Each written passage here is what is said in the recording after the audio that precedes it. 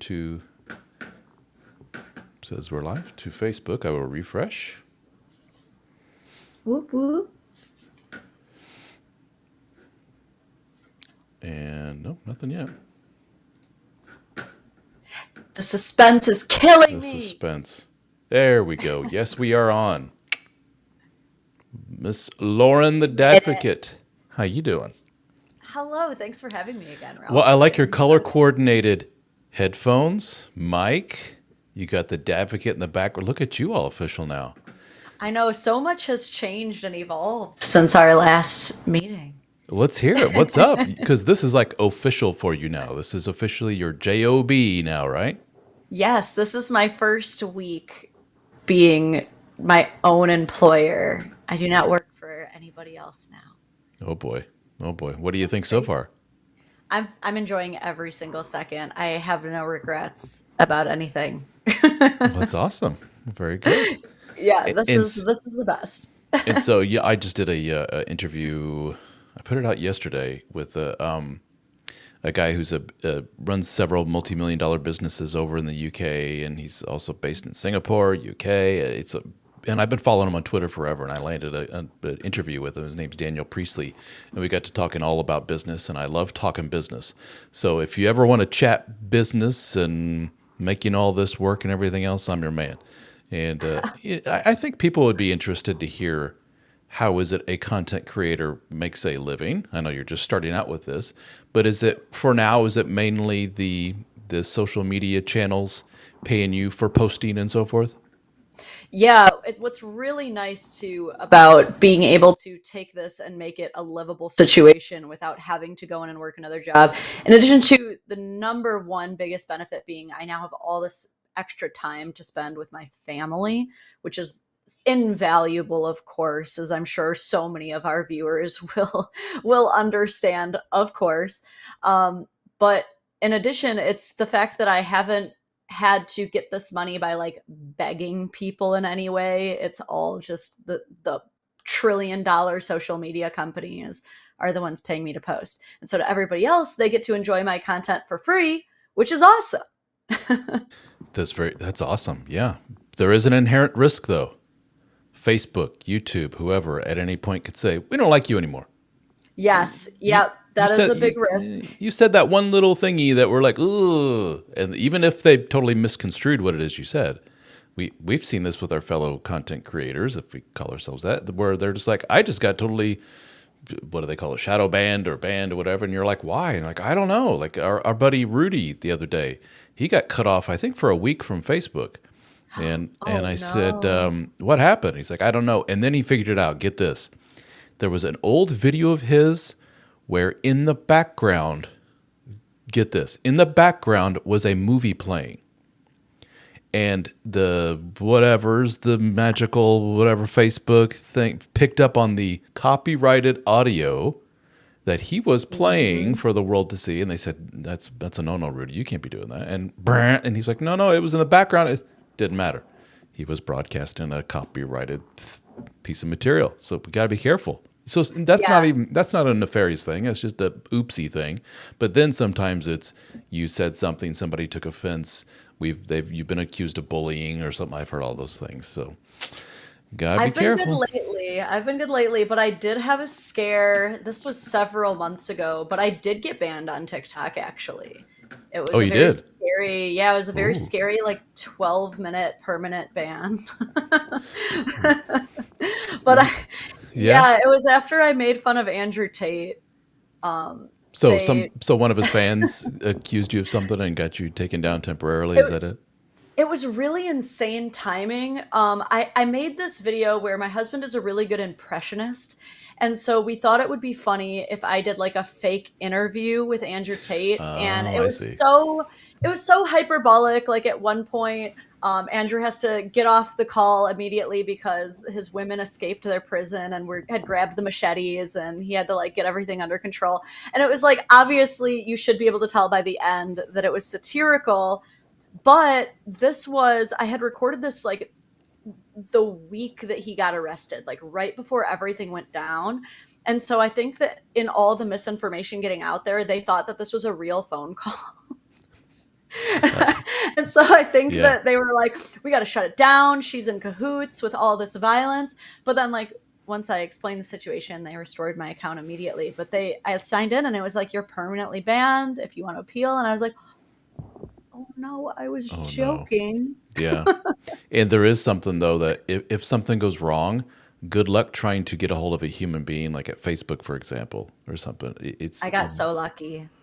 oh, you did. So you got right away to a real human because I've had issues Yeah. with. I got in a. I have two personal accounts. Thankfully, thank goodness I did that because one got hacked, and that Oh account that gosh. personal account was attached to my business advertising account, and they quickly turned the password so I couldn't log in.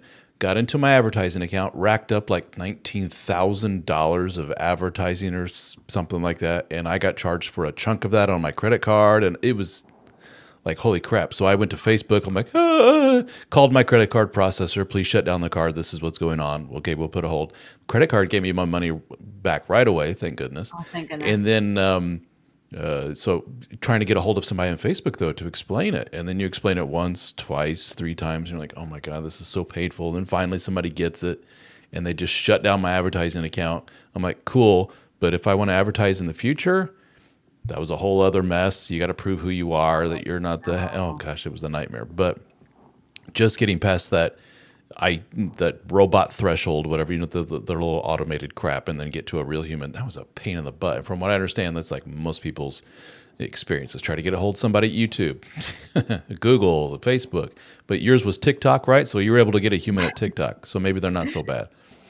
Yeah, I would say probably most of the videos that I have reported on TikTok get appealed. The vast majority, I would say, but I'm pretty lucky. But I've also had my periods where they're like, you know what? No, we hate this video and we would like you to not post for a day. That's happened like maybe 2 times. Oh, well, fun, fun. Well, then, as your now, I've deemed myself your business advisor. As your new business advisor, I would say you also want to have, if you're not already, some type of ancillary product or service outside of the social media channels that you can point people to. Like, for example, I have books and the membership and the courses and everything else. Are you starting to get more Yeah, into that? it's interesting. I've considered it, and I so appreciate what you're doing too, because it's so necessary for men to have places that they can go, be men, talk to other men, and have that sense of community. But I've that's something I've really struggled with because I know that there are a lot of people out there who have made themselves coaches, and you don't have to have like a license or a certification to be a coach like this. But I don't, and I know that there are people who have said, like, Lauren, I trust your judgment. I would love to hear your advice. I would love to hear your wisdom on this.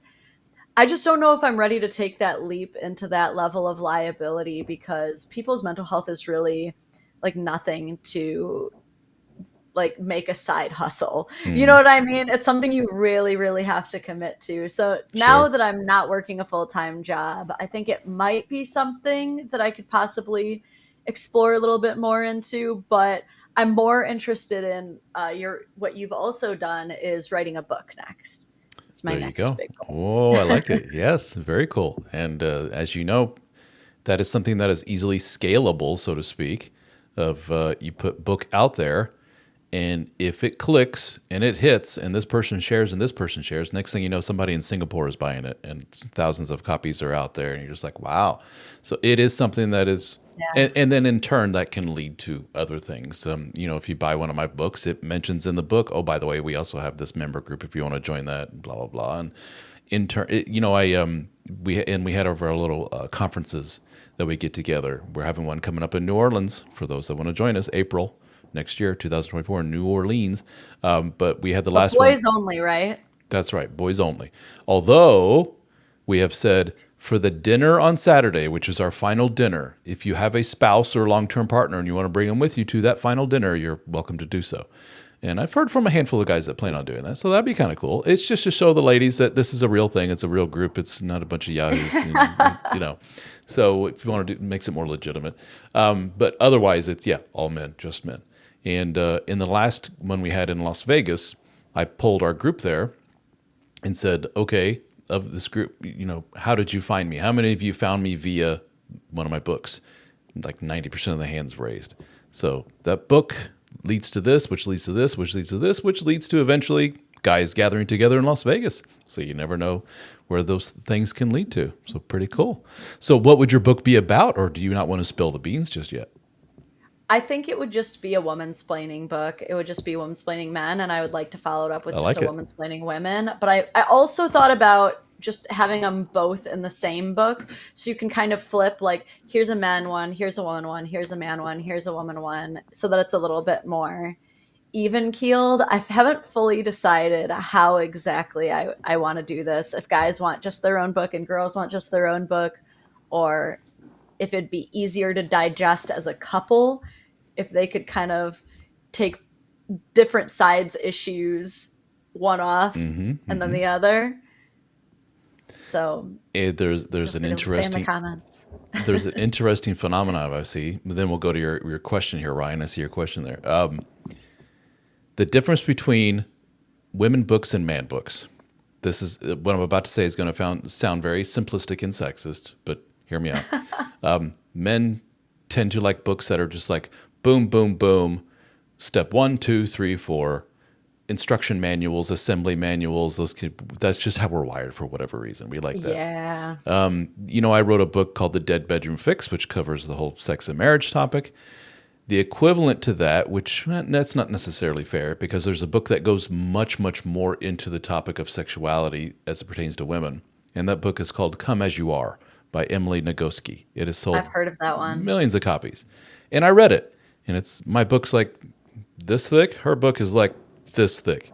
And in essence, I can summarize Come As You Are as, hey, whatever flavor of sexuality or whatever you have, it's okay.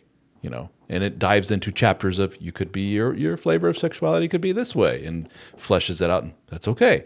Move on to the next one. That's okay. And men read it, are like, where's the boom, boom, boom? Where's the, okay, you have this, then do this. I don't, to read chapter after chapter of, that's okay. Some people feel this way. Some people feel that way. You're perfectly valid, and da da da. We don't get it. So I would say it'd be interesting if you do a book that flips between the two. How can it address both tones and both, perspectives, and to keep people hooked and keep the men and women both reading? See, I have kind of a guy brain in that regard, and that I'm kind of, I like the Albert Einstein quote, if you can't explain it simply, you don't understand it well enough. And that's kind of how I try to make my videos, is like, let's just get to the point. Let's articulate it as fast as we can. Let's get it moving. And so how I've kind of idealized how my book will go is almost like coffee table style book, a little bit thicker. And I just want a simple illustration at the top, the issue, and maybe like 1 or 2 pages. And then we go right on to the next thing. I like it. I'm not trying to Very harp. cool. Yeah, I like it. And as your business advisor, I would suggest stop there, hold it close to the chest, so to speak, what you're working on, because there are people out there like, ooh, good idea, and they'll jump on it, and next thing you know, there's going to be another mansplaining or womansplaining book out there, and you'll be like, what the hell? That happens. So be careful. So guys, books coming. Stay tuned. Have you ever, I'm curious if this has ever happened to you. Have you ever had someone kind of like steal your bit on the internet? Not that I'm aware of, but I'm sure, you were in comedy, joke stealing's a thing, right? If somebody sees it, change the tone, change this little thingy and make it their own.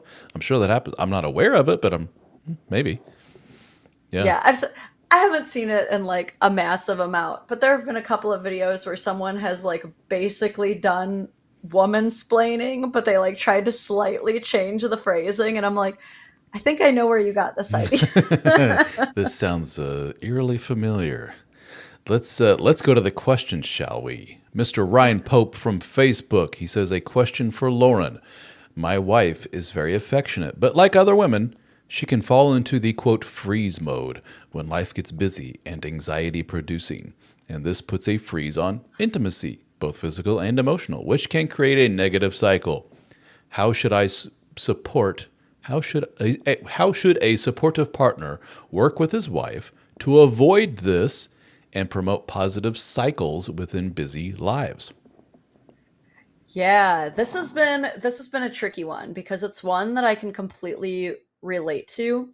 And having been a woman and a wife for a really long time, one thing that I'll hear from a lot of guys is they're like, my wife is withholding sex from me. And I get what they mean. I get what they're trying to say. But what's most likely is that she's not withholding it, because withholding means that she's already ready to go and is choosing to not do the thing that she wants to do, when in reality she just doesn't have anything to withhold. Yep. We haven't even gotten there yet. So what I've found is the best way when you are in the freeze state, as a woman who's been there dozens of times, will probably get there again one day and have to be worked out of it, is kind of a slow down to speed up approach, right? So what I've found when I am like super wound up and stressed and I just cannot get loose the way your husband wants you to, is having a lot of non-sexual physical touch leading up to it, slowing down, like hugging without moving your hands down to grab the ass. Actual hug, You're playing asking a with the lot. hair. Yeah. I know. It's one of those, just trust me, bro. it's it's gonna be tough because you're gonna be like doing the hug and you're gonna be like, oh, it's right there. It's Mm. right there. Just trust me. And that's one thing that I found is you don't even notice it. It's almost like a lobster in boiling water at that point. Like pretty soon you are hot. You just didn't realize you got there. You're explaining perfectly something that I wrote about in my book, which is called setting the tone. And setting the tone is not done right during the act of, and it's not, immediately precipitating, as in, hey, I'm making my move, let's run to the bedroom. Setting the tone literally happens at 7:30 a.m. in the morning when you wake up and you roll over and go, "Did you have a good sleep?" and kiss on the back of the head and move along. In the kitchen, let me make you the coffee. And I'm big on the butt pats. Pat on the butt, as you go around her in the kitchen. Give her a little honk honk, looking good there. Give her a hug, kiss. Hope you have a good day. All these things just set the tone of playfulness, which is something that is really missing in a lot of relationships, is playfulness and just being, goofy with each other and fun with each other. And a little kiss on the back of the head. Just the neck rub when I see she's doing this, because my wife is a surgeon, so she's always doing this. She's always looking down, and this part of her neck is always hurting her, and I can see when she's Oh hurting. yeah. So I give her the on the back of the neck thing. None of this, and I've asked her in podcast, do you interpret this, wife, as any of this saying, this means you better give me sex later? And she laughed and said, no, I just see it as a normal little playful, loving thing. And that's something a lot of people are missing. But you get caught in this vicious circle of, I haven't had any for so long, therefore I feel resentful, therefore I don't want to give her the playful little hug and touch and neck rub and everything. And when I do, I'm so, excuse my language, horned up at this point that all it does is lead me to go right to the butt and just makes me further frustrated. So I better keep a distance. It's tough. This relationship stuff is tough for sure. In Yeah. any other questions, ladies and germs? We are on right now. We are live streaming to YouTube, Facebook, and Twitter, or X as it's called now. So welcome everyone. Yeah, Welcome everyone. I think there's definitely a point that men and women have to kind of meet somewhere in the middle when it comes to like the freeze or a drought in the intimacy in the relationship, where, just like men need to kind of slow it down and ask themselves, like, have I been kind of a sex pest this week? Have I been kind of like badgering her a little bit much and being a little bit insatiable? Maybe. But just as much as men need to do that, I think that women do need to like ask themselves, like, when's the last time I initiated anything? Anything, even a kiss. When's the last time that I was the one who went in for the kiss or pulled him in or anything, like the other night I actually I think I made my husband's entire day. I'd never done this before, but I tried calling for him, but he was not nearby in the house. We have two stories and a basement. I was on the second story, must have been the basement. So I literally did a booty call. I called my husband's phone and I was like, "Will you come upstairs?" For one reason only. And he was like, "Did you just booty call me?" I'm sure his initial thought was something's wrong upstairs. Is there a leak? Is there a mouse? Is there a cockroach? What's going on? See, I'm not gonna lie, this is actually one of my low key like wife hacks, my wife hack life hack. Is what you gotta do is you do the husband call, the "Hey babe," the one that he knows is like, I gotta replace a light bulb or she can't reach this. But instead of there being a light bulb, you're just naked in bed. And now it's kind of got like this Pavlovian thing because he doesn't know if it's going to be the light bulb or the naked wife. Either way, though, he's going to be running. It's going to jump to attention. You got to spice it up sometimes, you know? I like it. That's a good one. Perfect. Anything else from I'm not seeing much in the way of comments here, guys. Don't be shy. It's not often. We have Lauren, the Dadvocate, live here for all to chat with. Any questions of myself or Lauren? Staircase. This Well, always happens. They call it the spirit of the staircase, where you think of everything like as you're leaving. It's already yes, over. I like it. That's Yeah. when they're gonna shoot. I have So, a question. Bill Cosby used to have a bit years ago, like back in the 70s, if I remember right, where he said he never thought about, like he would go into the kitchen, for example, to get something, and he'd stand there in the kitchen and go, I totally forgot why I walked in here. And then he would turn around and then go back in the living room and sit down. And as soon as he sat down, he's like, now I remember. So his life hack was he determined that it was his butt that you would press. So he would reach back and press on his butt while he's standing on the kitchen, and that would jog the memory. Oh, That's interesting. Yeah. I've heard of the just sit down for a minute if you got to think about it. So But just short circuit and press your butt, same thing. So yeah, he's Bill got like the Cosby. reflexology down. Yeah, there you go. Bill Cosby, that was one who fell from grace, didn't he? Man, As a, I've had so many celebrities disappoint me. Like I had to lose Kevin Spacey, we had to lose Bill Cosby. I used to be a huge Jada Pinkett Smith fan. oh wow, yeah, that's one we could go on about. From all outward appearances, those two have just been Splitsville for a while, and he's been just emasculated, run through the coals, whatever the phrase is, just made to look like a total schmuck for years now. And then we saw he kind of snapped, didn't he, for all to see on live television. I really need a feminist, a woman who loves to empower women, someone to explain to me how you can make your entire career being, yes, I am the proper model for family values, motherhood, being a wife. I'm going to almost exclusively talk about these subjects only to come out later and be like, just kidding, I'm a massive fraud. This has been a fraud marriage for 7 years, but tee hee, it's all okay. Why That's do you deserve any respect anymore? I admit ignorance here. I am not familiar with her body of work.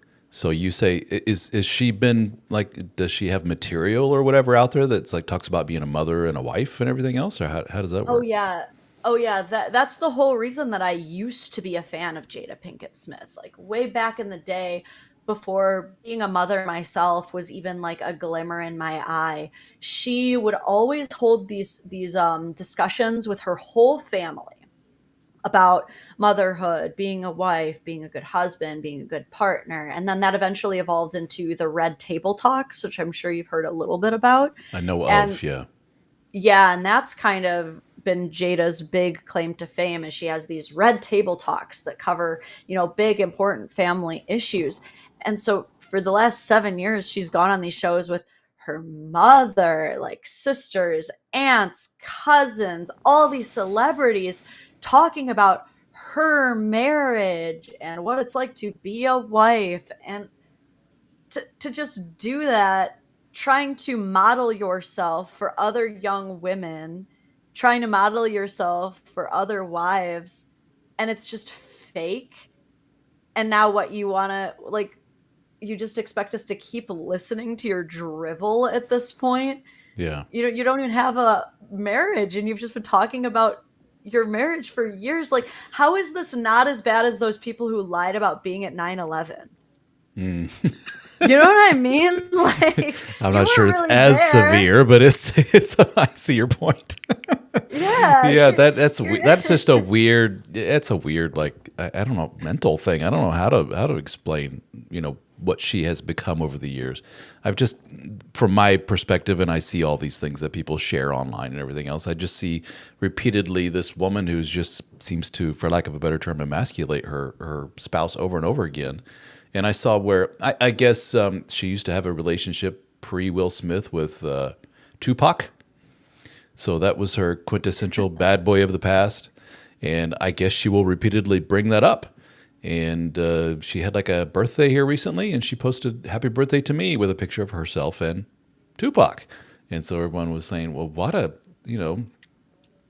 thumb in her nose at her husband of like, here's my bad boy from the past and everything." But in hindsight, looking back at all this, we're like, well, it sounds like they haven't really had a close relationship for quite a while now. So hence, I guess this is why she was having single behavior. I don't know how else to explain it. Just kind of I don't know. It's very, very yeah. strange.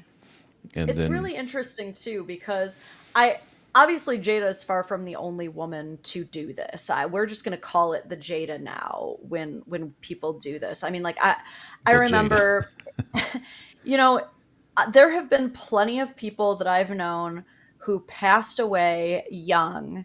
And then as soon as they passed away, people started coming out of the woodwork being like, oh, yeah, I was their lover. Or, oh, yeah, we had this very close relationship. And it's just interesting the way these people will take, especially dead people, and then they use that to like as their ultimate projection of this is now the perfect person. They're dead because so now I can project anything that I wanted for our future, what they felt for me, anything I want into them. And Yeah. it's almost like abuse of a corpse in a way. There Like you go. Tupac Yeah. did not want this, like, Yeah. like Tupac does not want Jada running around the streets being like, he wanted to marry me, he wanted to marry me. Then where's the ring, Jada? Oh, this is, well, If this he is not, wanted to, he would. yeah, there you go. This is quite the gossipy conversation we're having here. I love it. This is new stuff for me. It's Uh, just no. And the yeah. funniest part too is that I'm sure that she really thinks that like she's winning, that people are really buying it up and seeing her as like, wow, she's really cool. When in reality, I think that most of us who have lived full adult lives and seen this kind of childish behavior recognize it for what it is. Like, you took a couple pictures with a famous dead guy, and now you're trying to convince us all that you were number one. Yeah. Okay. And and back to Will, we saw where this culminated in him losing his marbles live on TV for the whole world to see, when a man made a joke about his wife's head, and he just literally, for those two of you who may not know that watch this, literally walked up on stage at, what was the award show, Academy Award or It doesn't Grammy? even matter. It was Just some live, something big. seen by millions of people all over the world, walks up on stage and smacks the guy, Chris Rock, on the face for all to see, and then loudly curses him out for all to see. This was a guy who snapped. He'd had enough. And apparently there's just all kinds of nonsense going on behind the scenes that he just lost it. Yeah. Yeah, I think it's what we're seeing live is just narcissistic injury after narcissistic injury. And I think Good that way to this put book it. was Yeah. all a way to try to avoid all of it because, I think we can all agree that she led to the slap. I think that we can all agree through the facial expressions and the way that he was being treated that he was kind of led into that, but she wasn't expecting such a backlash. And now she's writing in the book, oh, it was a surprise to me that Will even called me his wife during that slap. Like, she is trying to remove herself Oh, wow. so far away from like everything. And that's the thing about these narcissistic types. And I don't even like using that word. I really don't. It's I way just overdone, but we it's know pretty she's definitely in exhibiting this case. traits, narcissistic traits. Yeah, let's put it that way. Yeah. if we can't use the word narcissistic about Jada Pinkett Smith, there's really no one we can use it Then who on. can we? This is who, like, words Yeah. matter. This is where we get to use the word. Let's, putting Will and Jada aside for now, let's go back to the comments, shall we? Because Josh has a good comment here that he is currently in a house separation. Oh, pardon me, I had my mouse over that. In-house separation. What is the healthiest way to approach the wife crossing boundaries of expected levels of interaction? So, Josh, if I'm understanding you, maybe need to flesh this out a little bit more. You guys are like, we're done, but we're stuck under the same roof, presumably with kiddos and everything else. What is it that she's doing that you see as crossing boundaries of quote unquote expected levels of interaction? Is she touching? Staying out late, bringing people over. Yeah, there you go. Or is she, flip it and saying is maybe she is being wifey to you, and you're like, no. Is she touching? Is she gossip? Is she like, let me tell you about my day? And you're like, So, I guess Josh, tell us exactly what do you mean? How is she crossing boundaries? That'd be interesting to know if you're still there. I will say this, no matter what the dynamic has become, even if you're just like roommates at this point, I think you can always call a family meeting. I think that family meetings are so like forgotten about. I think people forget that it's a quintessential tool of any domestic engineering situation is you call a family meeting, everyone sits around the table, and you go over like, hey, maybe it is, I don't like that you stay out so late, and then I kind of have this anxiety of not knowing, or I don't think that you should have people over if I haven't met them. That's a big one.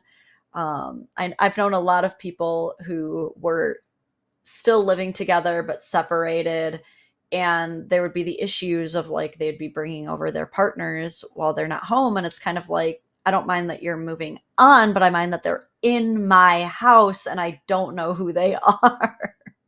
Yeah, or even worse, take it the next step, in my bed. That's the next. That was a big one I've heard of. Yeah, that's relatively common. We've moved on. There is this this arrangement with divorced couples, which I'm not too familiar with. There's a term for it, nesting. I can't remember what it's called, but basically, this is our home. The kids are in the home. We're not making the kids pick up and go from bounce between house to house. Instead, we, the couple, are bouncing house to house. You go get another apartment or whatever.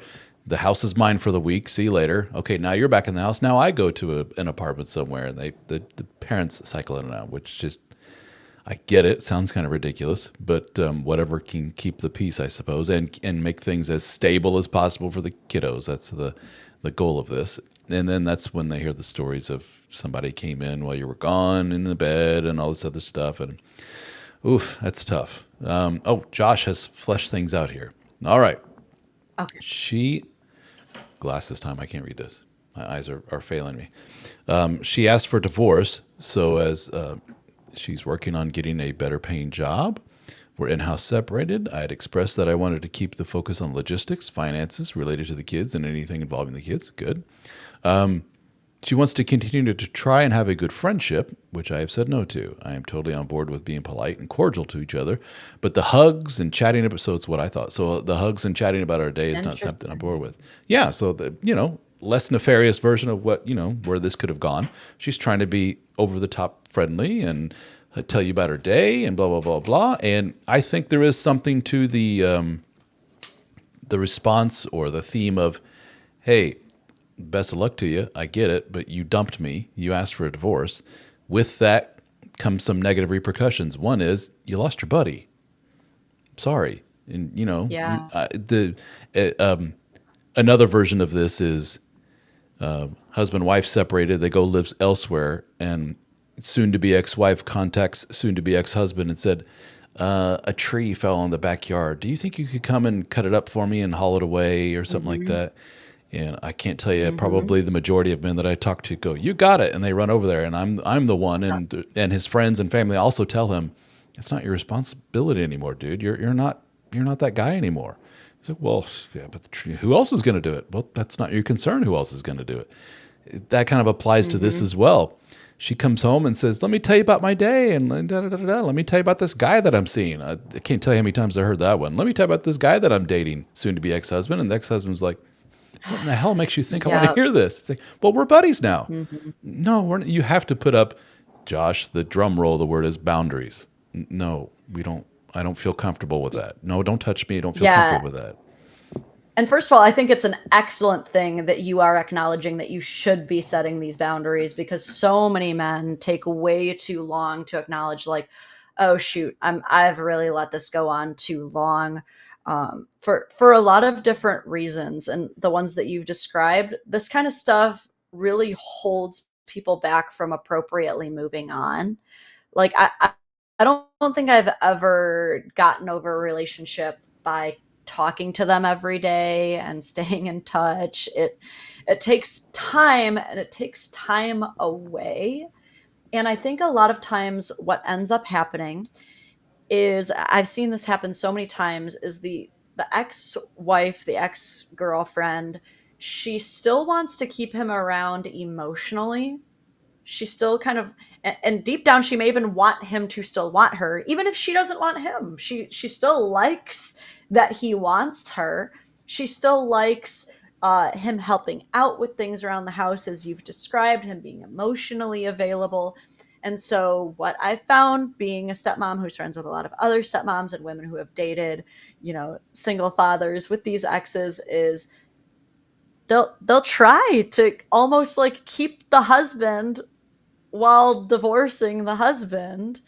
And you're going to have a really bad time dating if you keep that up. I can't tell you how many times, a friend of mine has tried dating a dad, and then finally she's just like, I can't deal with it. He's always going over there to help her out with this or that. Like, they're still Yep. married. Yep. They're still married. So there's no point in me dating him. And it points to and the reason why new girlfriend is so turned off by that points to some really mentally unhealthy stuff and lack of boundaries and everything else. And that's not attractive. It's just like, what do you mean you go help your ex-wife with everything else? She's an ex-wife. She's a big girl now. She can find other people to do those things for her. What are you doing? Why are you texting with your ex-wife? Why are you having conversations with her every night about, her life and her boyfriends? That's weird, dude. And it's right. It is weird. And to your point, why do you have to put those boundaries up? Especially, Josh, in your particular circumstance, she asked you for divorce. I would presume then that there is still, if you're a human being, a lingering emotional tie between the two of you. Everyone likes to say, kick that woman out in the curb and blah, blah, blah, and throw her stuff. No, it's usually... Easy. It's easy for me to say. It's way harder to do. Exactly. You have a very natural tie to the person emotionally, and it is a form of addiction if you want to look at it that way. You're used to this person day in and day out in your life and everything else, and the only way to stop an addiction, as we know, using alcohol as an analogy, you put the bottle down and you don't touch it ever again, and you walk away from it. And when you go to a function and people are all drinking, you say, guys, I got to step away. I'm trying to stop drinking. And you turn around and go the other way. You don't stop addiction by taking a little sip every now and then. It doesn't work. You just go right back to where you were and all that pain and everything else. And same thing with her. So to your point, you're asking, you realize all of this. You need to put up these boundaries. But she's just a habitual line stepper, boundary crosser. And she's always with the hugs and the talking. And you repeatedly have to tell her, I don't want to talk about this. I don't want to do this. And you're saying, is there a better way to do that other than continuously reminding her? Well, other than get the hell away from her, limit that time. If Start going to the gym. I was going to say how best to do that. If you both are working together to put the kiddos to bed and do all the other stuff, as soon as the final kiddo goes to bed, I'm out of here. Bye. She's going to say, where are you going? That's not really your concern anymore, soon to be ex-wife. I'm out of here. Maybe I'll be overnight somewhere. See you in the morning. I don't know. That's it could be gym. Could be just going to the library or bookstore to read, hang out with a buddy. Who knows? But get the hell away from her. You need to create that distance. And if there's a lot of quote unquote nice guy types, which is another word for codependent types, and if you still have very much an attachment to her and you still care for her and everything else, one way to look at this, to flip it, is to say this is best for her too. She needs to learn to be on her own. She's a big girl, and the more you're hanging on and doing stuff and being that emotional outlet for her and stuff, she can't grow elsewhere. So you need to say this is for you and for me. Sorry, you wanted a divorce. Welcome to the real world. And it's not vindictive. It's not mean. It's not poking at it. It's just saying it is what it is. Eventually, you're going to go on your own, and I am too. So let's start practicing now. Beyond that, there's no magic formula here. Yeah. She's not going to be the first woman in the world to hear the words, "Hey, I'm trying to get over you, so maybe give me some space." You can be kind about it and loving about it. I understand you want to talk to me about fill in the blank, and I understand you like to hug every now and then and stuff, but it ain't good for me. Sorry, and it ain't good for us, future divorced couple. It doesn't jive I with gotta that imagine world. probably a little confusing for the kids, but I guess that's a whole That that too, different yes. dynamics for each thing, depending on how you're living together. I don't know if they've even Yeah, told the kids or if you guys are pretending it's all cool. and you pointed out a big thing where a lot of the women in these scenarios they like the guy that they can emote to and lean on emotionally and everything else. They don't want to give that up. And since they don't want to give that up, they will shame is one tactic to keep that around. And one method of shaming is, don't you want our kids to see that mom and dad still get along? Don't you want them to grow up in a healthy environment that couples can still, even though they're breaking up, still be friendly with each other? And yeah, but there's a limit. My limit is this. You have to respect that, whatever that limit may be. And it sounds like, and it says that you, Josh, you say for sure there's still a tie between the two of you emotionally, and you're trying to work through the detachment and accepting the healing through the change. So yeah, the only way through that is to limit contact with her as much as humanly possible. And that means any form of contact, phone calls, text messages, definitely hugs, definitely sit down chat and gossip sessions. Those are just keeping you inextricably tied together. And that's not a good thing, not a healthy thing. But good question, Todd. Let me see if there's something I missed. No, I believe that's it. Anything else? Any questions? Here's one way to look at this. Lauren has put out a lot of content, and myself as well. If you have seen something recently that you want to maybe expand upon, talking to the audience here, or hear more about, or behind the scenes discussion, anything at all. I've talked about quite a bit here, and Lauren has. How often are you putting out videos? Let's go there. I know you put out text posts and share links and everything else, but as far as your own custom videos that you've created, how often are you putting those out? I would say I probably am pretty good at putting out a new video like 3 times a week, That's pretty good. at least. But now that I am able to do this full time, I'll probably start doing a lot more scheduled live streams. I'm working on getting a podcast going. So hopefully like once a week there, just basically a lot more content Very coming. good. And I noticed more kind of behind the scenes. I saw where you did a little, I guess you could say, field trip with the kiddos, and you met some fellow creators, and you shared the pictures of that. Yeah. So those little Yeah, yeah, touches, I think, will yeah. make a big difference. Those kind of things. That's something I would Yeah, I think need to everybody's do going to more of. start seeing a little bit more of the family Yeah, in my content.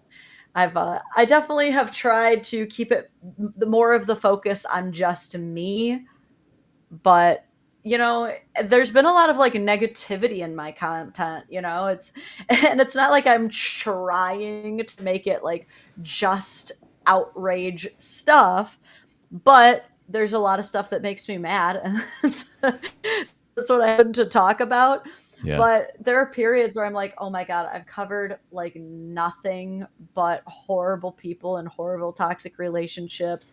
I really just got to start focusing on like happy people. So But the first few things I want to do when I do start my podcast is interviewing different kinds of couples that have been together for a long time and trying to find the unique commonalities there. here is one negative, though. Cynical way of looking at this. I can tell you what moves the needle, so to speak, in my world as far as comments, likes, shares, and that is the more quote unquote negative stuff. Hey, let's talk about infidelity. Let's talk about dead bedroom situations. Let's talk about a negative aspect of moving on post divorce and the difficulties of doing this and what some men experience. And brrr, there goes the charts. I can see the charts on the interactivity go way up, and then I'll be, something relatively innocuous, positive little thing, and crickets, nothing, a few hundred, views, and that's about it. And I'm like, damn, I would love to be more positive. And when I started this Dad Starting Over thing, it was some content about parenting and finances and fitness, and it was just nothing. And it wasn't until my experience with the infidelity thing and the dead bedroom thing that people just came to life and said, hallelujah, I can relate to this. So it's one of the struggles, we got to keep the viewers coming in. We got to grow the audience, but at the same time, we don't want to be so negative 24/7. Yeah, I try to be self-aware because I don't know if you've ever gotten such an accusation, but I'll have people accuse me of like outrage farming. They're like, you're just trying to farm outrage. Like, I'm just growing these seeds and I'm just planting it all myself. Like, no, guys, I'm just finding this out in the wild and I'm having a reaction to it and I want to talk about it. And I feel like that's usually what happens when we feel strongly. But as a consequence, and this is where our responsibility as creators come in, is we do have to kind of like tend to the fires that we help stoke here, because what happens a lot of times is when I'll cover like 3 stories in a row of some dumb lady being dumb, is those are just 3 dumb ladies in a massive world of brilliant, smart, incredible women. But because I'll cover, these 3 dumb ladies in a row, I'll get guys in my comments who are like, and this is why women are the worst. And it's like, yes, okay, the reason that we're all feeling this outrage is because we don't see this in the wild every day, right? So like, let's try to remember that this is a weird thing that's happening. Yes, that's why we feel the way we do. This is not most of us. That's a very human tendency, is to see, especially if said thing happens to me via somebody from an opposite gender, race, sexuality, whatever it may be, instantly people have this knee-jerk reaction of, well, people from that race, gender, sexuality, whatever, must all be bad because this person from that tribe did bad thing to me. It's a very human knee-jerk thing, I think. But the more educated and tolerant and everything else that you are, you take a step back to go, well, that's a stupid little thought that entered my head. But a lot of people don't have that mechanism, apparently. And, to dive further into that topic, I have a lot of men that say, I've been cheated on by not 1, 2, but 3 different wives. I've been married 3 separate times, and all 3 have cheated on me. Therefore, dude, why would anybody want to get married? Why would anybody want to enter into a relationship with anybody? And I say, well, or the more logical way of looking at this is to say, there's something about me that sure seems to attract or be attracted to women who cheat. What's that about? What's going on up here that allows me to carry on in relationships with women that probably other men would have said, ooh, something's off here. But I don't have that mechanism to see those red flags, as we call them. What is it about me? Because, dude, you're the common denominator in all this. But that is really tough for a lot of people to do, because it's victim blaming. You don't want to go there with it. No, it's not. It's just trying to step back and look at this logically. Because, dude, you're going to do it again and again and again, and sure enough, they do. But it's a lot easier to say all women are, insert nasty word here, and move on with our lives. I guess that makes this quote feel better, although it doesn't, does it? I think that's such an important conversation, too, because there's so much to be said about the fact that there are covert narcissists, the ones who you would never be able to tell that they were going to switch the flip, or switch the flip. No, flip the switch. I feel like I did this in our last one. I always do this. But you never know when they're going to just turn on you and go from being this nice, loving person to this selfish monster. But how is it that you just happen to have married 3 covert narcissists in a row too? It's a little bit of both. Like, yes, we don't want to blame the victims, but at the same time, we have to acknowledge, because in every failed relationship, there's almost no way that it was 100% one person's fault. Mm-mm. Almost never. At the very least, the victim in it, let's say man cheated on, wife ran out, bunch of men, whatever, and he really, that guy in that predicament really doesn't want to hear that he was at fault in some way. So you have to give him his distance, I've learned over the years, and just be like, hear him out. Don't jump right into it. But after a while, when I form relationships with these men, this client, coach, whatever relationship that we have, eventually you start digging into, well, dude, let's look at this relationship from the beginning. And sure as shit, you're like, right there, man, in your story, why didn't you pause at that point and say, what the hell's going on here? Well, I just pushed through it because I figured, give her the benefit of the doubt. I'm like, dude, catching her texting another man is not giving benefit of the doubt. That is, and this was years ago, dude. Yeah. And then you realize there is, at the very least, dude, you're at fault because you let a lot of things slide. You don't like yourself very much. You're a very codependency type of dude, and you need to work on that. And if they're in the right mindset, they'll be like, yeah, you're right. I do need to work on that. That's something that's bit me in the butt my whole life with friends, with girlfriends, whatever it may be. That's a tough mindset for a lot of people to get into. And that's probably the hardest part of your coaching job. Is it probably feels like a long con getting some people to take accountability. Well, sure, especially when they've been, so blatantly hurt by somebody else. They, like I said, they don't want to hear you have some semblance of blame in this. Although, on the grand scale of blame here, yeah, they may have 90%, but there's still a little bit in there that you've done. It may be as something as quote unquote innocent as overlooking a lot of bad things over your whole life. I don't want to lose comments here, if I may, but from Rita asks, Rita's a longtime follower, I guess, of mine. So welcome, Rita. Just curious, I see a lot of men say that they are not getting married or remarried. Is this really a trend these days? If you look at the stats, yeah, the marriage rates are going down. The fertility rate, baby making rate going way down. There's definitely a trend there. If when they've surveyed young men, for example, I don't know the age ranges off the top of my head, something like 18 to 30, those men are not having sexual relationships with women. They're just not. And it's concerning and scary because that's the most prime, fertile, get out there and meet girls and form relationships and see how the whole process works. And they're just not, for like the lowest in recorded history. So, an ancillary to that is there's a podcaster who I follow. His name's Chris Williamson. He has a podcast called Modern Wisdom. And he likes to dive into a lot of these type of topics, and he posts really great stuff on Twitter. And recently he posted stats that show when they asked men, do you approach women? Meaning, hello there, what's your name? Something like over half of the men said, never have. Never have I done that. That's not good. That's how relationships are started. Men pursue women they see as pretty and say, hello there. So if that goes away, we're seeing the marriage rates drop. It's not looking too good right now. No. I've been saying it's our job now, ladies. Like we did this, we made this bed. We are the ones who told men over and over and over again, do not approach us. We do not want to be approached. We do not want to be perceived. We have said that. We have screamed it into the mountaintops. And so now, if we want the men, we have to go get them. That's our job now. We have to be the pursuers because we have all collectively across almost every culture told the men we don't want them. We don't value them.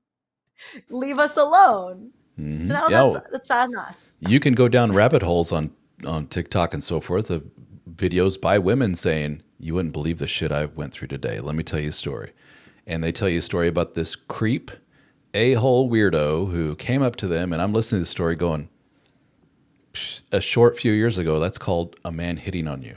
That's all that is. You're in a coffee shop and some guy goes, I just saw you across the way and I thought you were beautiful and I just wanted to say hello. And they're like, oh my God, can you believe this? And they turn their phone on and record. Look at this jerk. And you're just like, that may be a relatively small subset of women who are that anti-approach, but it's enough, I guess, that the message has been received by a large swath of the population of, well, I guess we don't do that anymore. It's like, so who does the, here's an interesting kind of conspiratorial, I don't know if that's the right word, look at it. If half the men are saying, I have never ever approached a woman, which is scary, that leaves, what type of men are left in that pool of guys who are not afraid to approach women? Are those your super attractive alpha male types, to use that term? Are we leaving just a bunch of hyper confident jerks? Are we, So I don't know who's left. Is this kind of a, if you will, a societal test by women of don't approach us, but we secretly do want you to approach us, but don't approach us. Let's see who doesn't listen to us and does approach us. Those are the men that we do want. Just some food for thought. That's the scary part too, is it's the hyper confident jerks who are going to be ruling the forest in no time. I was actually just thinking about this.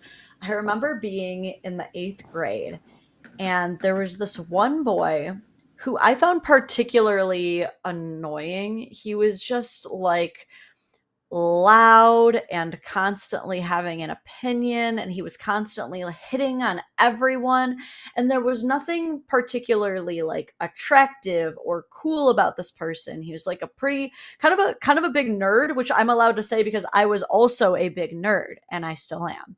But I remember one day going home and asking my dad, I was like, Dad, why does this guy always have a girlfriend when he's like not cute? He's shorter than all the other kids. He's really annoying and he literally just hits on everybody. How does he always have a girlfriend? My dad's like, well, you just said he hits on everybody. You ask out 100 girls, one of them's going to say yes. It's a numbers game. And I was like, oh my God, you're so right. It is that simple. It And is. so it is the hyper confident jerks who will truly be ruling.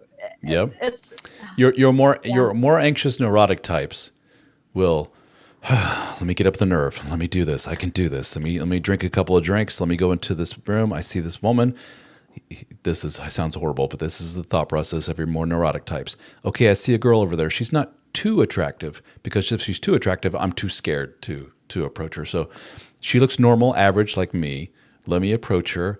Hi, how are, and she's like, no, go away. I have a boyfriend. That man turns, goes out the door, and says, not doing that again. Maybe next year I'll give it a shot, but I'm done. Versus hyper confident, low neuroticism, low anxiety jerk. Hey, you're hot. No. All right. Hey, you over there, you're hot. No. All right. Hey, you, drink thrown in his face, whatever. But by the 19th woman, he gets a conversation and away he goes. And then neurotic, anxious guy sees jerk and says, all women just like jerks. That's all there is to it. No, you don't see the 19 strikeouts, the drinks thrown in his face, the fact that he just doesn't care. That's it. You're right. The numbers game. It's a big, big part of it. You got to be somewhere in the middle. You got to There you move go. with. You got to just do what you want to do, take your licks, and Let maybe me. not do what you want to do. There you go. I'm going to read from Chris's post here on X, Twitter. Men were asked, when was the last time you asked a woman in person for a date on the street or in a bar or a club or at school or work or wherever? 45% of men aged 18 to 25 have never approached a woman in person. Never. Is this primarily because of the Me Too movement, he says? No, because between 60 to 70% of those men just cited a fear of rejection. That's why they don't approach. It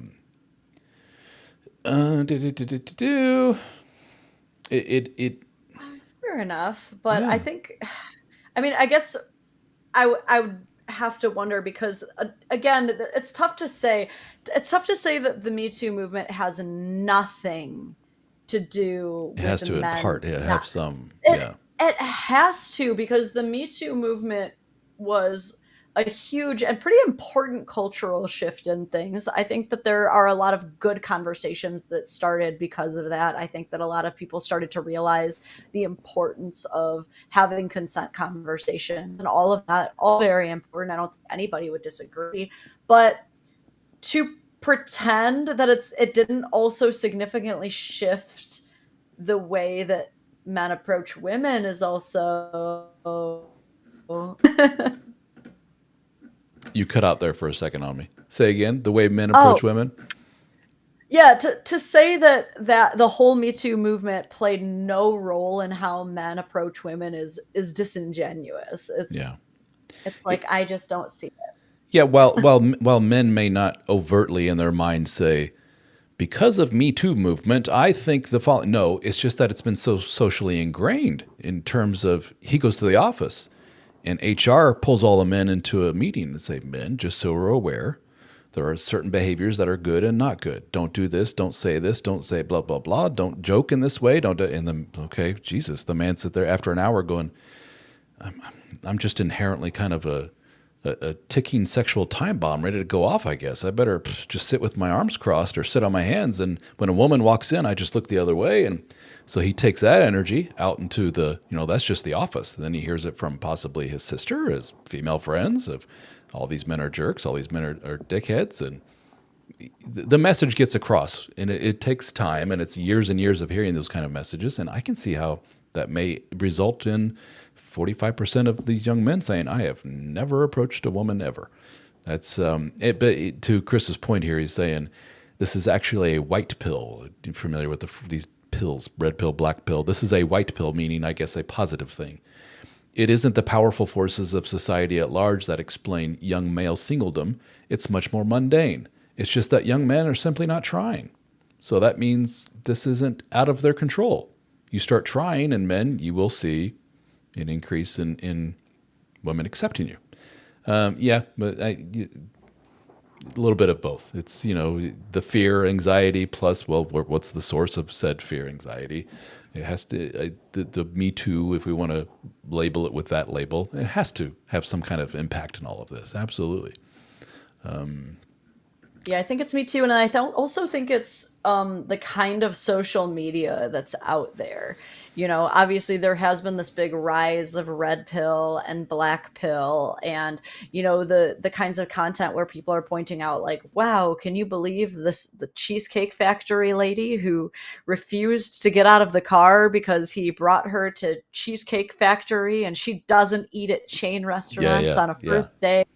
And I think that a lot of guys are like, well, this is just what modern women are like, when in actuality 99% of the people in the real world are nothing like these like brain dead morons on the internet, and you're not going to experience that. Like I think what guys should, I really do think that the guys who are like, I'm not letting the internet convince me that it's all bad out there, I will approach a woman if I want to talk to her. And if she rejects me, she rejects me, but I'm still going to try.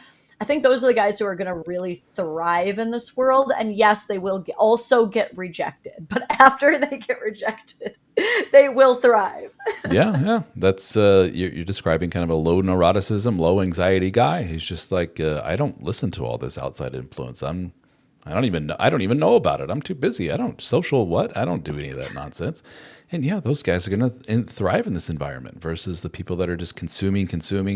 Because if you look for it, you're going to find some shit that's just going to, make your toes curl and be like, what the hell? Like a Cheesecake Factory chick. I saw another trend, which was pretty disturbing, which is youngish gals saying what gives them the quote ick about men these days. You've seen this trend. And the more TikTok sends you down a rabbit hole of ick videos, you're just like, okay, so basically it's when a man shows me any semblance of humanity, in any sense of normalcy, it makes me as a young gal go, oh God, no, yuck. And some of the things were just downright like, oh, come on. But then men push this out there as, see, anytime we show any kind of vulnerability, anytime we show any kind of normalcy, if it's not super duper alpha male tough behavior, women want nothing to do with this anymore. This is how women are these days. No, this is how young TikTok gals who just try to get a lot of views and stuff, that's how they are. And flip it, make it a more powerful statement. I don't want to be with those women anyway. So let them think whatever they want to think. Whatever's ick to them, cool, whatever. I really don't care.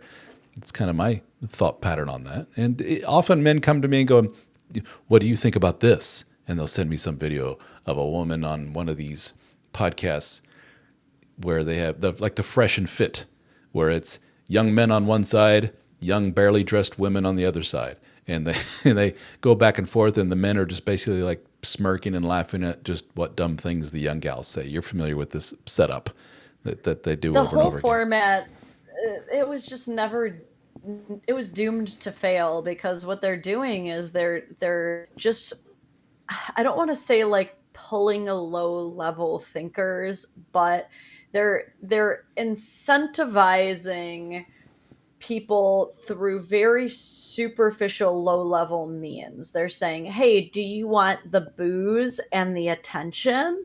We have booze and attention for you." And they know what they're going to get when they incentivize people that way. Anytime you see a table full of barely dressed women with red solo cups, you're not getting a Socratic seminar. This is not going to be the most intellectually stimulating conversation. It's just going to be the girl's just gone like, here's what I like this, like that, and then the guys just kind of across the table looking at each other like, can you believe this woman? It's an hour of that, or 2 hours, or 3 hours, or whatever, and frankly, it gets a little old. But they cut that into clips, post it, it gets bazillions of views, and men send those to me saying, can you believe what this girl is saying? You should do a video on this. And I watch and I go, yeah, she's an asshole. I don't know what to tell you, dude. They're all over the place. It's assholes exist, all genders and sizes, colors. It like is what it is.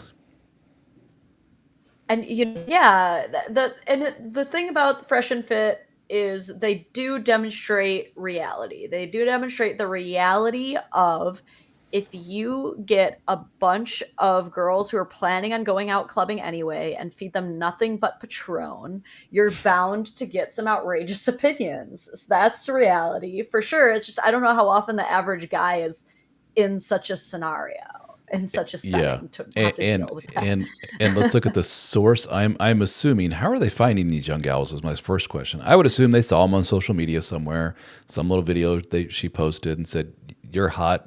You want to be on our podcast, and you'll be in front of tens of millions of people." Oh, okay, and that's pretty much it. They didn't seek them out for, like you say, some intellectual pursuits, or they didn't write like a paper on something that was published. It's Yeah, they're not the you could deepest not thinkers. pay me. You could not pay me to go on a show like that, and no one does get paid to go. Well, I'll tell That's you the what, if sad they thing. approached me and said they wanted an almost 50-year-old, perspective on this whole game, I'd be like, "Pfft, yeah, I'll get on there. I don't care."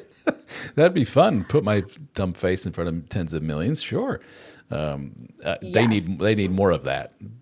They never would, but that's, I think, to make that a more even-handed thing, that's what they need to do. But from what I've seen, I guess that format has been replicated across at least a dozen other shows that I've seen that pop up on my feed all the time.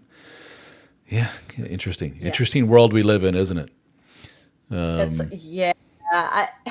And it is very sad too, because essentially these girls are just like showing up and they have no idea that it was all a trap all along. They're just the lambs to the slaughter. They show up looking all cute. Next thing you know, they're like, "What would you rate yourself?" "Oh, a 10? Fuck you." They're just, oh wow, what And did they're I? like, And then they had some poor gal on there. I presume a gal. I'm trying to be politically correct here. She was very heavy set. Is you familiar with the one I'm talking about? On "Oh, the I think I might." And she was wearing like all pink, I'm like colorblind, bright so pink. you're asking the wrong guy. Oh shoot. So I don't Like remember color, light but pinkish greenish. thank you. She was just a very objectively not attractive gal who was very, very heavy. And she was this poor big gal amongst this panel of obviously, quote, attractive, barely dressed gals. And of course, TikTok or whatever just keeps feeding me clips of this poor woman on there. And I was just like, this is just, now it's getting mean. I don't see the point in this. But yeah, but it gets views. That's what it all comes down to, and we're somewhat slaves to that as well. It gets views, whatever it may be. And I've learned over the years of doing this, sex sells. If I talk about sex, boom, there you go. My biggest views. I've had a video that went 5 million or whatever, and it was sex, all about sex and relationship stuff. And yeah, I think there's like kind of a Schadenfreude, I think the word is, which is the German word Schadenfreude. Yeah. for Schadenfreude. Yeah, like basically the karmic retribution you get when someone is being dumb and then they get bit in the ass for it.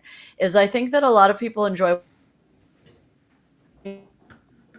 watching conventionally hot women get owned.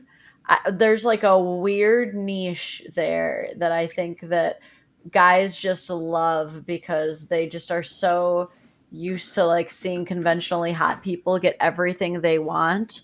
And so when they see them go on a show thinking that they're going to get everything they want and they don't, for a lot of these guys, they're like, yes, finally. It's like all my hype getting shat on. And in a way, I kind of get it.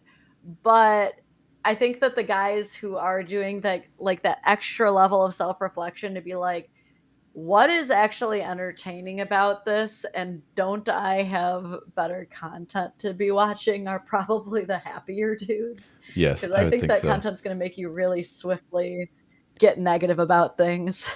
I mean, there is this underlying theme of women have it easier in the dating world. This young, pretty thing doesn't realize how lucky she has it. She can, online dating seems to be the go to format for meeting people. So she puts a profile up.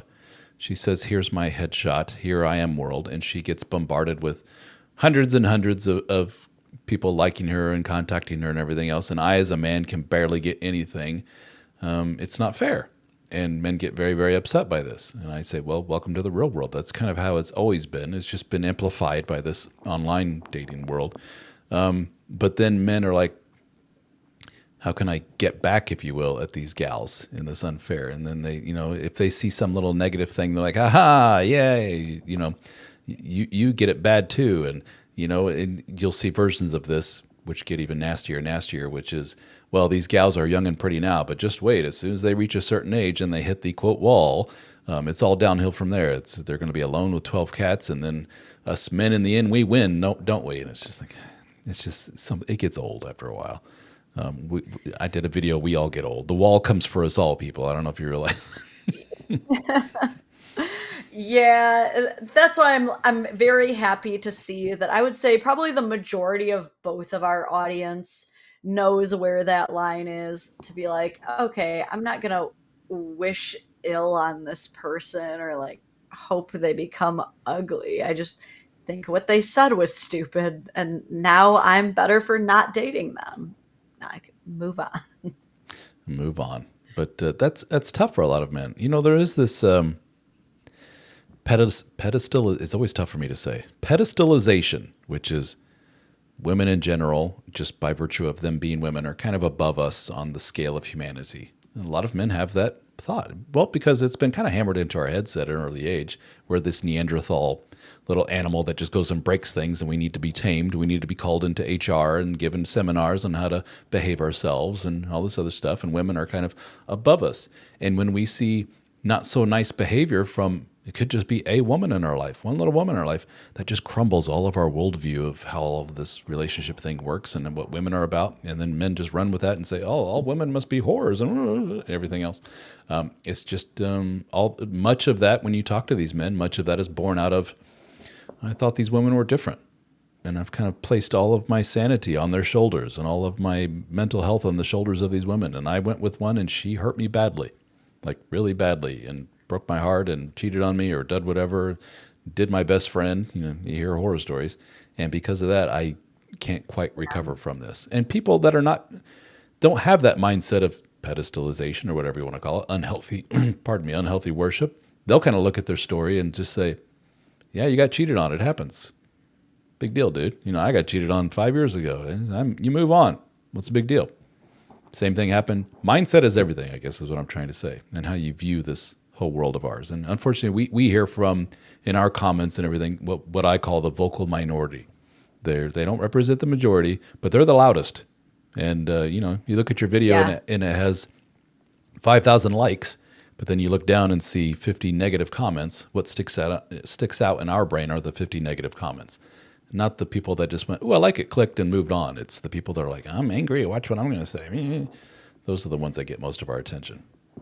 What's interesting too is I think that there's like a warped perspective that both men and women have in a different lens. So I think that men have this warped perspective that they often feel like they have to settle or they have to take maltreatment because they cannot do better. They've convinced themselves like men are have it so rough out here. I really could not do better than the woman that I have.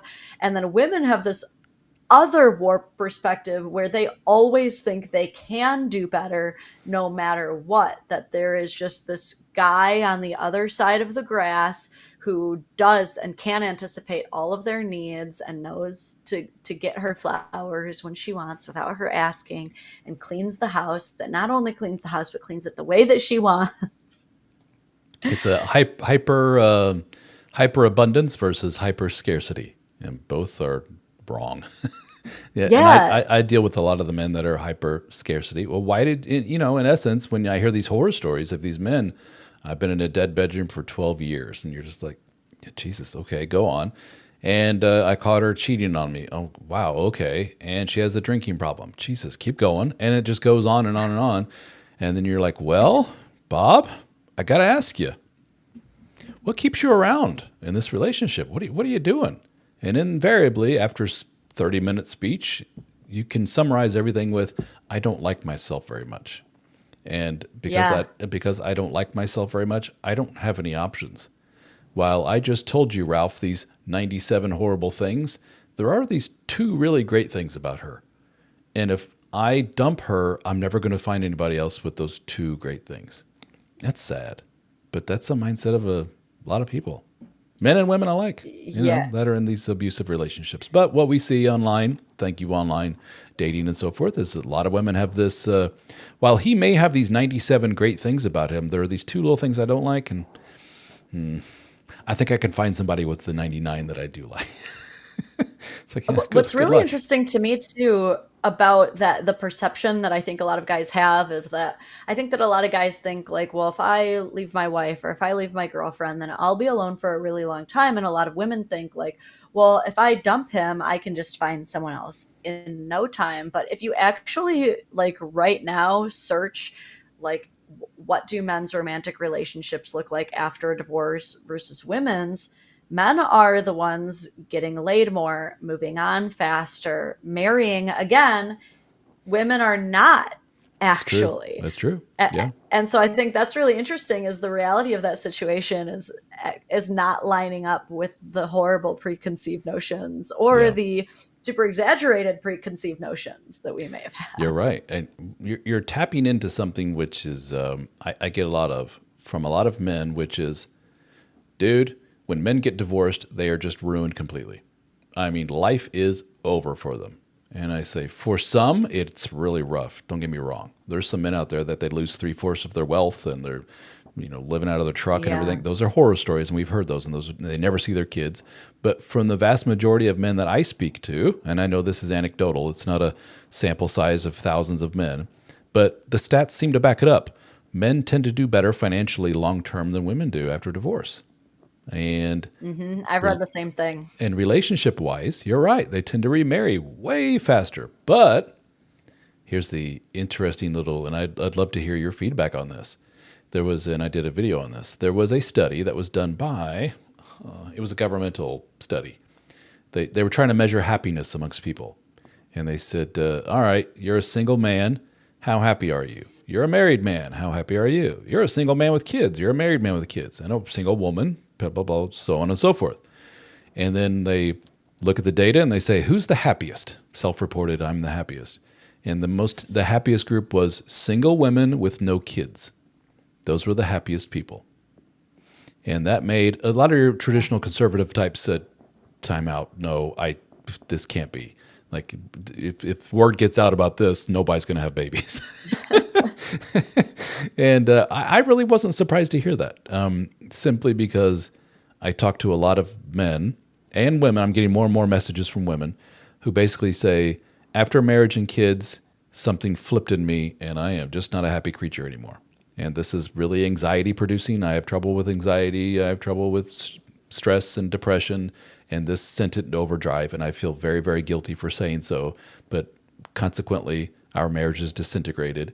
And what a lot of these women say, marriage is disintegrated. I'm out on my own. I see the kids half the time.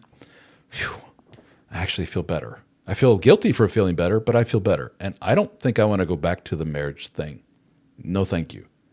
I think that represents a big chunk of that population. I don't know. What do you think? Does that surprise you to hear that? It really doesn't surprise me because I, it's so interesting. I would love to know like how exactly the quote unquote like happiness is measured, but I mean, I think so much of it has to do with the societal pressures that are put on mothers in particular, as opposed to fathers. I think that there is a lot more expected of the mother. Like when a woman has a child, I think that so much pressure is put on her, so much pressure by men and women, herself, generations, to say, okay, this is your identity now. You can no longer like smoke, drink, have too much time on your hobbies, spend too much time with your friends, take vacations, or else you're a bad mother.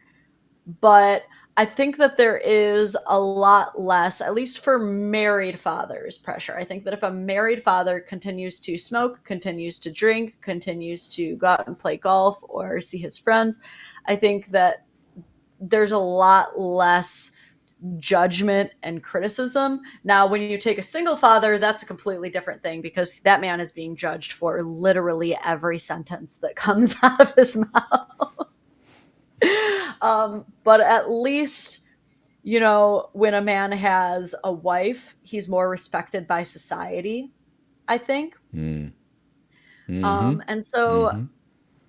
I do think that women end up losing themselves a lot, and there's a lot that I'm trying to work on, especially with my videos, to correct this. And a lot of that, a lot of what's going to correct this is when we stop making all these jokes, even if we mean them to be in good fun, where we're like, look how incompetent men are. Men are so bad with their kids. Oh my God. This dad tried to fill a baby bottle with Red Bull, and this dad left this baby so unattended he made a mess of the mantle.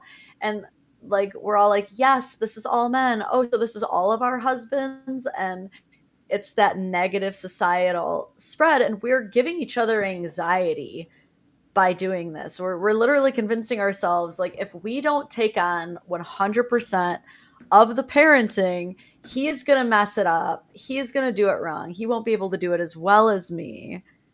And we're making ourselves so miserable.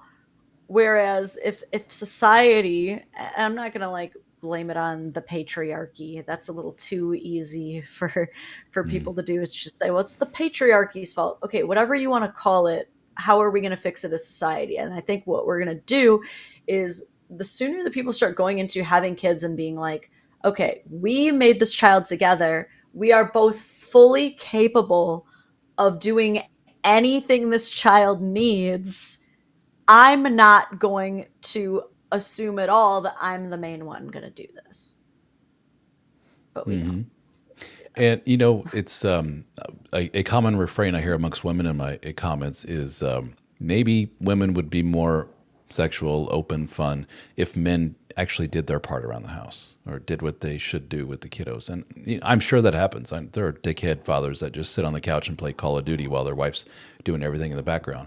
But that's not my world, and it's not the world of people I know. It's not my social circle. And I've said in other videos, men have never been more domestic in the history of mankind, of changing diapers and cleaning the house and mopping floors and running this kid to that while coaching and doing everything else.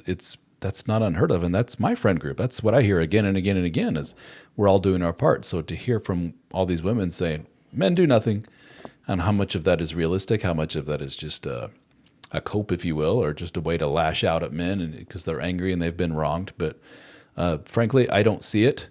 And I think it's kind of silly to reiterate that over and over again.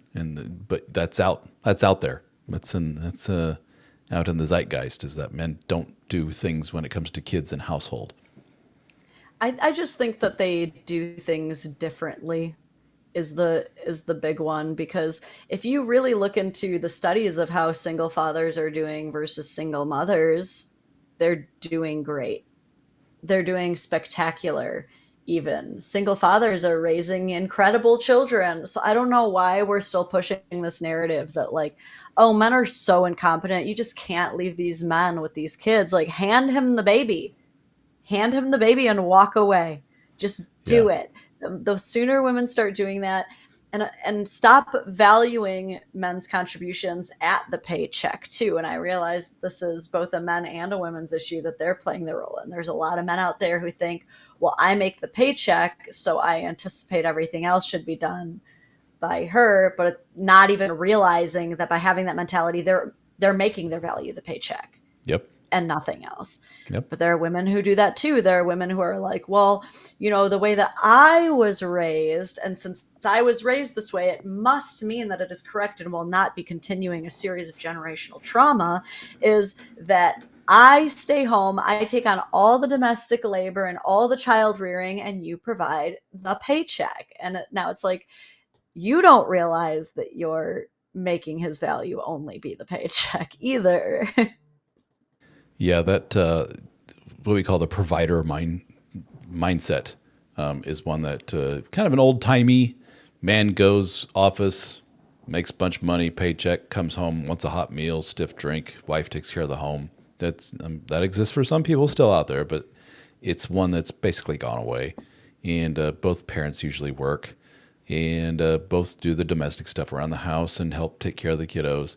But there's still a subset of men that live with that, still with that mindset in their head. Even though wife works just as much as him, even though this and that, I'm the man and I only do manly things. She's the woman; she only does womanly things. And if you ask them, and that varies, what does that mean, womanly, manly, and so forth? Well, I don't do laundry. I don't fold clothes. I don't iron clothes. I don't mop floors, and that's a very not manly thing to do. I mow the yard. That exists. And when those guys divorce, they take that providery kind of mindset out into the dating world, and it doesn't work too well. Not simply because he doesn't do chores, but simply because he also is not Mr. Loverboy either. He's not cool. He's not hip. He's not fun. He's just paycheck dude, and not a good mindset to be in. Not the sexiest, most well-rounded persona to take on. That's for sure. And Thomas here says that all of his circle is also very involved, but he does know some who don't want anything to do with their kids. Yeah, those people exist, men and women alike. I can attest to that. What's really interesting is Whitney Cummings, who is a stand-up comedian, just came out with this bit, and it's, of course, a comedy bit, so it's meant to be funny, but things are not funny if they do not have grains of truth in them. And she was talking about how, now that she makes a lot of money, she jokes that she has the luxury of dating broke men. She was like, now I don't have to find a provider, so I can just date these broke men. But she said that, as she's dating these broke men, she started to realize, like, the more and more she's paying for things, that she was like starting to fall into this headspace of like, I'm the one paying the rent. I paid for our last 3 dates. Why am I not coming home to a fresh made sandwich? And she's joking, but it is interesting because I think that, as much as we look at the stereotypical husband of the 1950s who was providing all the money and having an affair with the secretary at work and coming home and being like, where's my fresh steamed linens and meal, is, we as women, if we are the ones paying for everything, we could just as easily turn into that monster if left unchecked. Yeah, it's not necessarily a gendered thing, is it? So, and we're going to see that more and more because you ladies are kicking our butts in the corporate world, and you're kicking our butts in the universities, and it's going to get worse. That's not the right term. There's a discrepancy is going to grow. And unfortunately, what we see corresponds to that in the dating market is more and more women saying, I don't have much in the way of a potential pool of dating candidates. And when you ask them, it says, well, because I have certain standards. I'm an executive in my company. I'm an executive vice president of sales in so-and-so company. And for me to date somebody, maybe who's a plumber or a carpenter or stuff, it doesn't really appeal to me. What am I going to have in common with those people? And it's not very attractive and so forth. I think that mindset's going to change because basically it has to. And with the I think, Whitney saying, I've starting to look down the old hierarchy to see what I can find. As horrible as that sounds. yeah. And I think it's also going to force women to start taking family court issues more seriously, because in the past, we're just coming off of like 40 years of the tender years doctrine in our country, where it was just presumed that the mother is best to raise the child. We're just coming off of that. And now we're swiftly going to be entering the territory of, well, who's actually making more money? Oh, you're Mm. making more money? Well, then you can't be the custodial parent. You need to be the paying parent. And so soon it's going to be these women who built their careers and did all this, who are going to be paying alimony and paying child support and being every other weekend Hmm. moms, and it's already happening. Oh yeah.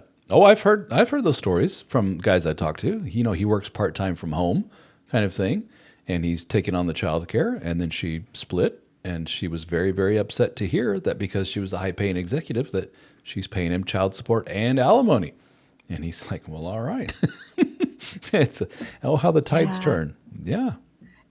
it's actually crazy. I've gotten some messages in my emails where people have literally like told on themselves to me, and I'm like, why would you tell me this? I'm not on your side. But I've gotten emails from women who are like, oh, yeah, I want to separate from my husband, but I make so much more money than him. So what I did was I convinced him that I would stay with him if he got a job. And now that he has this better paying job, I can divorce him because now I won't have to pay. And I'm like, that is, why did you send me this? I'm just so Mm, triggered. yeah. Yeah. Very. That's very cold and very sociopathic almost. Oh well, now I can leave him because of the money thing. Did you just say that out loud? But yeah, I've heard those things. This relationship game has an ugly side to it for sure, and those people on the ugly side sure are pretty vocal on the internet. That's for sure. Justin says specialized skill workers are making more money than high level executives. Sometimes they are. You're there's like the old Pareto principle. Like if I have any kind of specialty or competency, if you will, like plumbers, for example, I have 10 plumbers in my town. Probably 2 out of the 10 plumbers are going to do really, really well and have like a big crew behind them and lots of trucks and multiple locations and all this other stuff. While the rest, they don't do too well.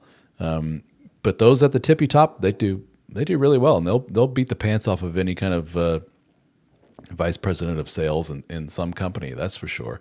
So those ladies that are saying plumber, I don't know, they're looking at the 80% that don't make all that much. They're not looking at the top 2 that are raking in the cash.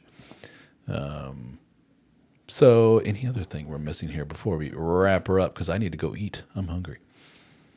Oh, I know. I'm getting a little peckish Yeah, myself. peckish. That's a good word. That's a very old timey word. Sometimes I date myself. Okay, well, I think that catches up. I'm going through to see if we missed anything. Mark says he's on his second marriage, and the bar is high for who he is wanting to. He is. I'm sorry. He is open to a second marriage, and the bar is high for who he wants to accept as a potential partner. And approaching is a lost art for sure. Yeah. Well, anything else, Miss Lauren, before we wrap it up? Anything to promote? Check out the Dadvocate on all the social media channels. Yes, yes. The YouTube, here on Facebook, Instagram, TikTok. Just keep your eyes open. I'm going to keep making more stuff. All right. And Dad's starting over on all the social media channels as well. Wherever you're watching this, check out dadstartingover.com. And men, check out our men's group, the DSO Fraternity, a private group for men only. And we got all kinds of cool benefits. Check it out. You can pay month to month, year, lifetime, all that fun stuff. And there's all kinds of cool stuff on the Dad Starting Over website. Books, courses, all kinds of neat stuff. Miss Lauren, thank you so much. Thanks for Appreciate it. having me. Appreciate everything you do. Keep doing it. And we will see you around. Thanks. Bye, guys. Thank you.